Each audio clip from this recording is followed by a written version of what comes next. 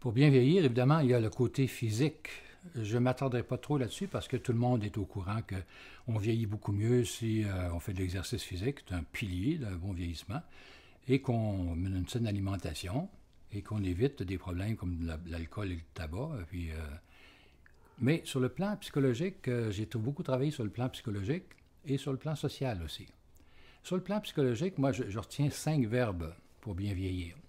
Premièrement, se distancer, apprendre à se distancer des choses, c'est-à-dire ne pas se laisser embarquer trop vite dans les émotions et les pensées, mais rester un peu en dehors pour ne pas être centré sur un arbre, mais voir la forêt.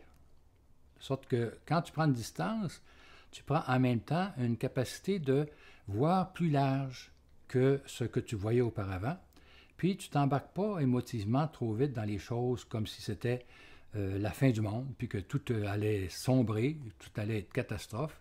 Donc, garder une certaine distance, c'est de la sagesse, à mon avis, ça. Deuxième verbe que j'utiliserais, c'est savoir discerner. Savoir discerner entre ce qui est essentiel et ce qui est accessoire, ce qui est primordial et ce qui est secondaire. Et on apprend peu à peu en vieillissant, à mon avis, à faire ce discernement qui nous incite, au fond, à ne pas se laisser embarquer dans des choses secondaires, superficielles, des choses qui passent, des modes, et qui plutôt s'attacher à des choses qui restent, qui demeurent, les vraies valeurs essentielles.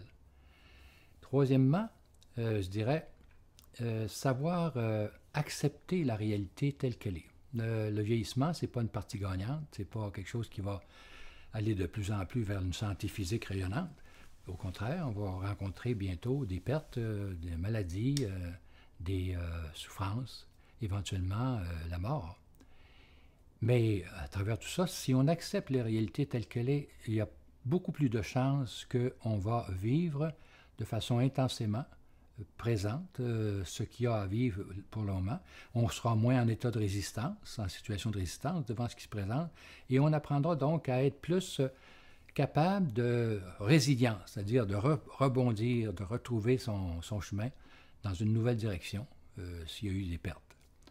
Quatrième chose, vivre le moment présent à fond, vivre intensément chaque moment qui se présente, pas trop regarder vers le passé, pas trop vers l'avenir, mais être vraiment présent à ce qu'on fait dans l'instant présent, avec toute l'intensité qu'on peut y mettre, parce que ça amène une grande joie intérieure et un contact avec son être spirituel.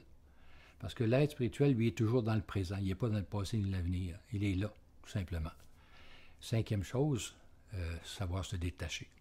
Se détacher, ça veut dire ne plus avoir autant de besoins puis de